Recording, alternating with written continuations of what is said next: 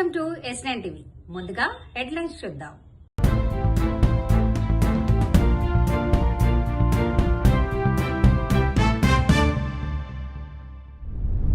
BR Naidu అత్యంత కళంకితుడు. భగవద్గీత ముద్రణ TTD చరిత్రలోని అతిపెద్ద స్కామ్. మంత్రి పొంగులేటి రాఘవ కన్స్ట్రక్షన్ అక్రమ మైనింగ్ ప్లాంట్లను సీజ్ చేయాలి. శ్రీవారిని దర్శించుకున్న కవిత దంపతులు. తర్వాత ఈ ప్లాంట్ ని సీజ్ చేయాలా. This does not have a right to continue here. ఇది 1 కిలోమీటర్ ఓఆర్ఆర్ 1 కిలోమీటర్ దూరంలో ఉంది. ఏ రకమైన పర్మిషన్లు లేవు. 111 జీవో ఉంది. ఇవన్నీ ఉన్న తర్వాత ఇష్టారాజ్యంగా అట్టసొమ్ము అల్లుడు దానం చేసినట్టుగా ఇవాళ పొంగులేటి శ్రీనివాసరెడ్డి ఇంకెవరో పెద్దలు మొత్తానికి మాత్రం ఇవాళ దోచుక తింటా ఉన్నారు. ఈ యొక్క క్రషర్ ను వెంటనే సీజ్ చేయాలా. ఈ భూమిని వెంటనే ఆ దళిత బిడ్డలకు వాళ్లకే చెందే విధంగా చట్టపరమైనటువంటి చర్యలు తీసుకోవాలని చెప్పి కోరుతా ఉన్నాము. అదేవిధంగా దాదాపు 150 నుండి 200 కోట్ల రూపాయల ఫైన్ ఇప్పటి వరకే వీళ్లు క్రష్ చేసినటువంటి ఒక మెటల్ ద్వారా ఫైన్ ద్వారా కూడా తీసుకోవాల్సిన అవసరం ఉంది అని చెప్పని మాకు ఉన్నటువంటి ఒక స్థూలమైన లెక్కలు చెప్తా ఉన్నాయి.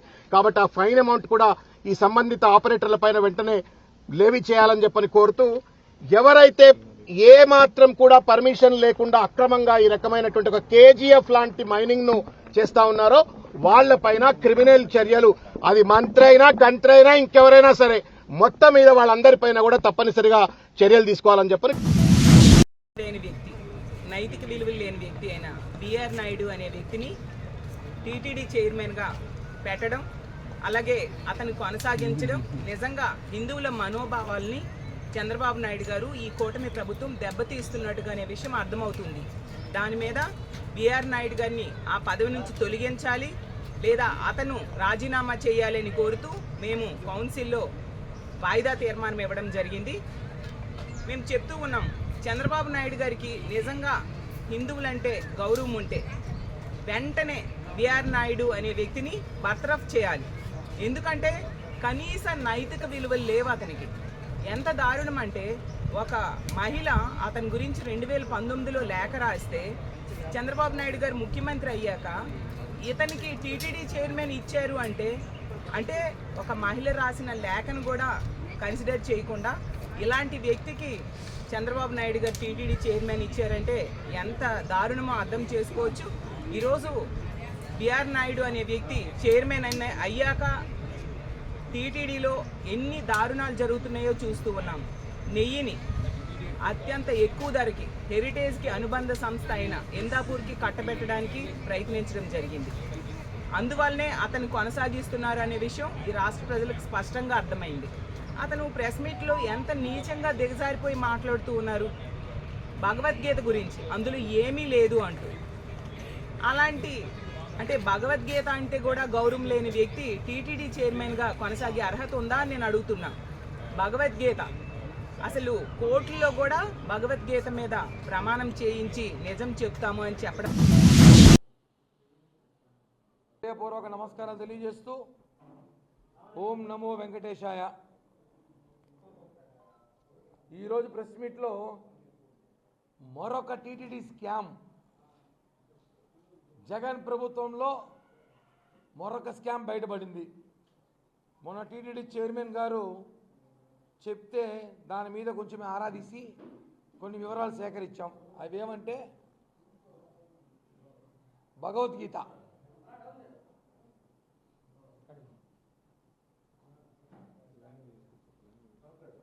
హిందీ, తమిళ్, తెలుగు, కన్నడ, ఇంగ్లీష్, ఇంకా జపానీస్, ఉర్దూ మర్చిపోయింటున్నారు. ఇంకేస్తారు వదిలితే కూడా వాళ్ళు డబ్బుల కోసం. ఈ 5 భాషల్లో అయినారు భగవద్గీతని.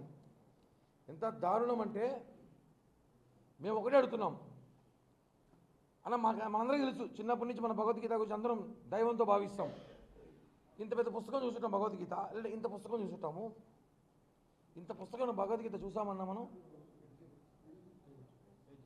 ఒకప్పట్లో సినిమా పాటలు వచ్చేది మనకి, తిరుపతిలో మనం పాటల పుస్తకాలు చూసేవాళ్ళం, అందరికీ గుర్తుంటుంది. ఇప్పుడు కాబట్టి యూట్యూబ్లు, MP3లు అవి చేసిన జనాలు పట్టించుకోవట్లేదు. అప్పుడు పాఠక పుస్తకాలు చదివేవాళ్ళం. ఈ రోజుల్లో భగవద్గీత అంటే మన తరతరాలు హిందూ సాంప్రదాయం సంబంధించి హిందువులకి ఒక బ్రాండ్ సెంటిమెంట్గా దేవునితో కొలుస్తాం భగవద్గీతని. అటువంటి భగవద్గీతని లాస్ట్ ప్రభుత్వంలో కరుణాకర్ రెడ్డి గారి హయాంలో ఆయన దిగిపోయి ముందు చేసిన ప్రింట్ ఇది. 5 బుక్కులు కలిపిన 50 గ్రాములు కూడా లేవు. భగవద్గీత మామూలు మనకు కేజీలో ఉంటుంది అనుకుంటా, 50 గ్రాములు కూడా లేవు. 700 శ్లోకాలతో The whole country has witnessed how I was in the last 4 years targeted politically, my image being tarnished, my name being dragged into unnecessary things.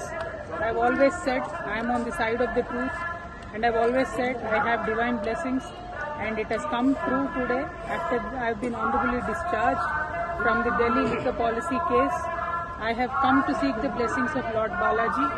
I have climbed up all the 7 hills to reach him. I truly believe that when you are on the side of Satya and Dharma, God will definitely protect you. And soon, in a couple of months, I am also going to float a political party in Telangana. I am hoping Lord Balaji will bless me to serve the people of Telangana in a better manner. I would also like to seek the blessings of the people of the nation, because as a daughter of Telangana, I am making an effort to serve my people. But the entire nation has witnessed the way my name was tarnished and dragged into unnecessary things. So as a daughter of Telangana, I seek the blessings of the nation. Thank you. Jai Telangana. ఇంతటితో వార్తలు సమాప్తం. మరిన్ని updates కోసం చూస్తూనే ఉండండి S9 TV news.